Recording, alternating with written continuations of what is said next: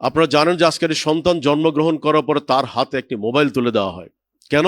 মা বলে ওকে আমি ম্যানেজ করতে পারছি না, বাবা বলে আমি ওকে ম্যানেজ করতে পারছি না। আপনি লক্ষ্য করবেন 5 বছর, 6 বছর, 7 বছর পর তার চোখে চশমা। কেন? কারণ সে জন্মের পরেই সে একটা আলোর রশ্মি তার চোখের ভিতরে প্রবেশ করছে। আমার মিডিয়া কি করছে, সোশ্যাল মিডিয়া কি করছে, তারা আমাদেরকে আসক্ত করছে। একটা সময় আসক্ত ছিল ড্রাগে, এখন আসক্ত হচ্ছে সোশ্যাল মিডিয়াতে। আমরা কথায় কথায় বলি মোরাল ভ্যালুস শিক্ষা দিতে হবে, এথিক্যাল স্ট্যান্ডার্ড শিক্ষা দিতে হবে, টলারেন্স শিক্ষা দিতে হবে। কারণ আমাদের বাচ্চাদের আজকে সেই অবস্থা নাই। তাহলে এটা কারা শিখাবে? স্কুল শিখাবে। স্কুল শিখাচ্ছে, স্কুল শিখাচ্ছে। মাও জানতে চায় বাবা তোমার রেজাল্ট কত, ও তুমি ফার্স্ট হওনি। আমার সন্তান ভ্যালুস কতটুকু শিখছে, মানুষের মতো মানুষ কতটুকু হচ্ছে, সেটা তো আমরা কেউ জানছি না।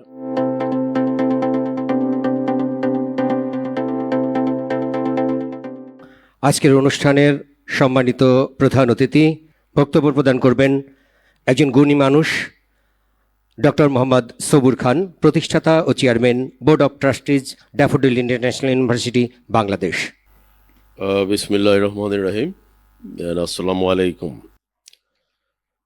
আমি প্রথমেই ধন্যবাদ জানাই আজাদ ভাইকে, এবং অফকোর্স আজকের অনুষ্ঠানের মূল প্রধান অতিথি আপনারা, যারা আপনারা এখানে উপস্থিত এবং বলার অপেক্ষা রাখে না যে আপনাদের কন্ট্রিবিউশন অলরেডি সমাজে রিফ্লেক্টেড।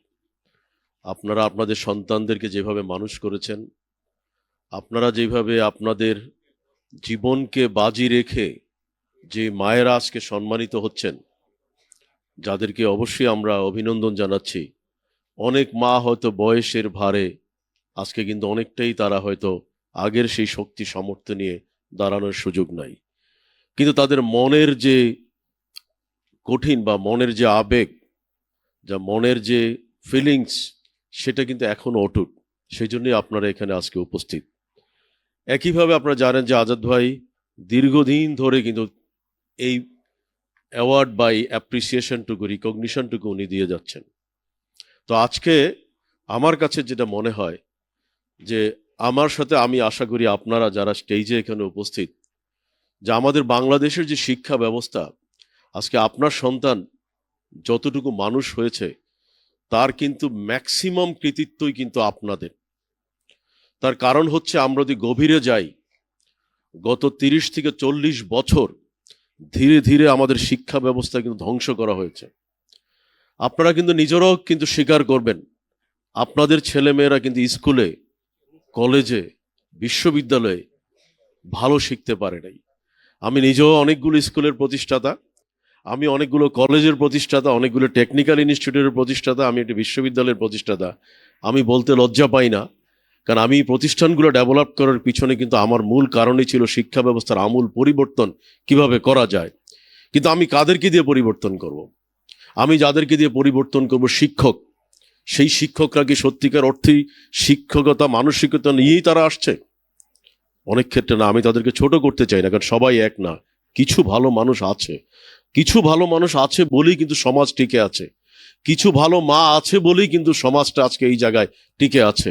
যেই সন্তান বা যারা আজকে চোখের পানি ফেললো, যারা মাকে স্মরণ করতে গিয়ে নিজের আবেগ তুলে ধরতে পারে নাই, তাহলে ওই মারা ছিল বলেই কিন্তু আজকে সন্তান এখানে দাঁড়িয়ে, বা আমার মা ছিল বলেই কিন্তু আমি আজকে আপনাদের সামনে দাঁড়িয়ে কথা বলতে পারছি। এবং আজকে আমাদের শিক্ষা ব্যবস্থার দৈন্যতা কোথায়? যেখানে একজন শিক্ষককে নিয়োগ করা হয়, শিক্ষক লিডারকে নিয়োগ করা হয়, সে কোন দলের লোক, কার অনুসারী, কোন কালার তার, সেটা হচ্ছে তার বিবেচনা বিষয়। তাকে বসে থাকতে হয় মাননীয় মন্ত্রী মহোদয়ের কাছে, তাকে বসে থাকতে হয় এলাকার মেম্বার অফ পার্লামেন্টের কাছে, তাকে বসে থাকতে এলাকার নেতার কাছে, কারণ সে ওই প্রতিষ্ঠানের প্রধান হতে চায়। তাহলে সেখানে মায়েরা যে ভূমিকা আজকে রেখে যাচ্ছে, সেটাকে আমরা অবশ্যই মনের অন্তঃস্থল থেকে আমরা মায়েদের কাছে কৃতজ্ঞতা জানাই। এবং আজকে আমি কথা বলার পিছনে কারণটা হচ্ছে, আপনারা যে মারা আজকে সম্বর্ধিত হচ্ছেন, আপনাদের মায়েদেরও কিন্তু সন্তানরা আজকে মা হচ্ছে।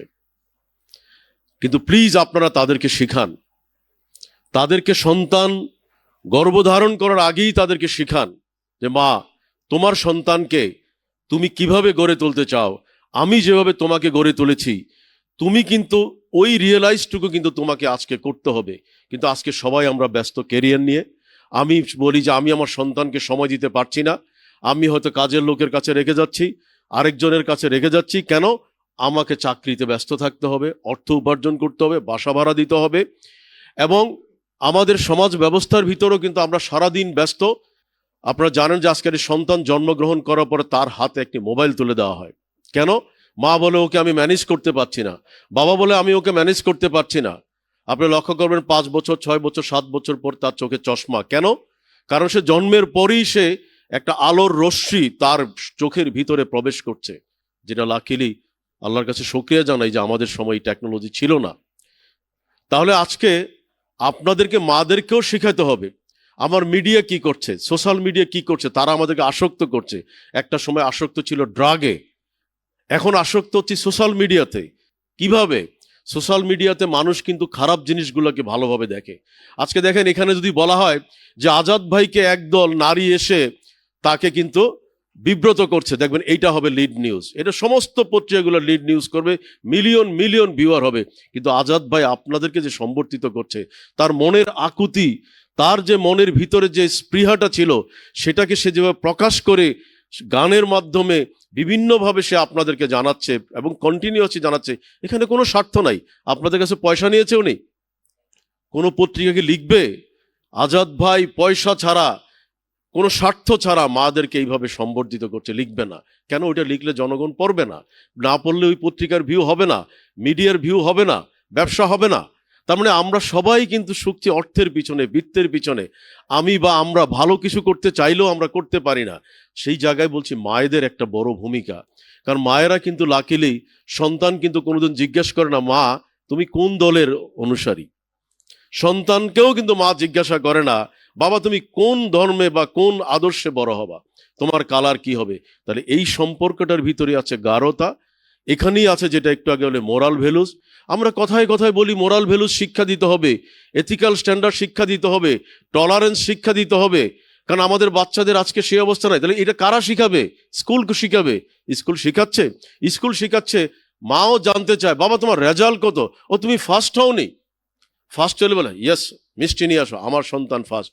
কিন্তু আমার সন্তান ফার্স্ট হচ্ছে, আমার সন্তান সুপেরিয়র হচ্ছে, আমার সন্তান ভ্যালুস কতটুকু শিখছে, মানুষের মতো মানুষ কতটুকু হচ্ছে, সেটা তো আমরা কেউ জানছি না। আমি কালকে একটি অনুষ্ঠানে ছিলাম, আমাদের তথ্যমন্ত্রী জনাব জহিরুদ্দিন স্বপন সহ। সেখানে একজন আমার পাশে বসা ছিলেন, আমারই ছোট ভাই এখন। তার কারণ হচ্ছে তার বড় ভাই আমার খুব ভালো, 4 বছর বয়সী। এবং উনি আমি যখন বললাম যে আজাদ ভাইয়ের অনুষ্ঠান, উনি সাথে সাথে আমাকে পাঠালো যে আপনি একটা অনুষ্ঠানে উপস্থিত ছিলেন, সেই অনুষ্ঠানে আমি উপস্থিত ছিলাম আমার মা সহ। এবং আমি অবাক হলাম, একটু আগে আমি দেখালাম আমাদের এসপি মহোদয়কে, যে সেই মাটা দেখেন তার প্রথম সন্তান, যিনি আমি যে বিশ্ববিদ্যালয় হলে ছিলাম তার 4টা রুম পরে থাকতো। এবং আমি প্রায় দেখতাম যে কি পরিশ্রমিক, 4 বছর সে বিশ্ববিদ্যালয়ে সে এমফিল করলো, পরে পিএইচডি করলো। এখন সে জাহাঙ্গীরনগর বিশ্ববিদ্যালয়ে একজন স্বনামধন্য প্রফেসর হওয়ার পর এখন সে কানাডায় প্রতিষ্ঠিত প্রফেসর রফিক। তার ছোট ভাই লেফটেন্যান্ট জেনারেল কামরুজ্জামান, তার ছোট ভাই মেজর জেনারেল, তার ছোট ভাই নিউ ইয়র্কে আরেকজন বিখ্যাত প্রফেশনাল, তার ছোট ভাই আমাদের এসপি মহোদয় বললেন যে ওনাদেরই বস, উনি চিটাগাংয়ের ডিআইজি, এবং তার বোন একজন স্বনামধন্য শিক্ষিকা। তাহলে এই মাকে কেন সমাজে আমরা তাদেরকে সামনে নিচ্ছি না? আপনাদেরকে দিয়ে কেন আমরা ডে কেয়ার সেন্টারগুলা, আমাদের অনেক বেশি ডে কেয়ার সেন্টার হইতেই হবে, কোনো উপায় নাই।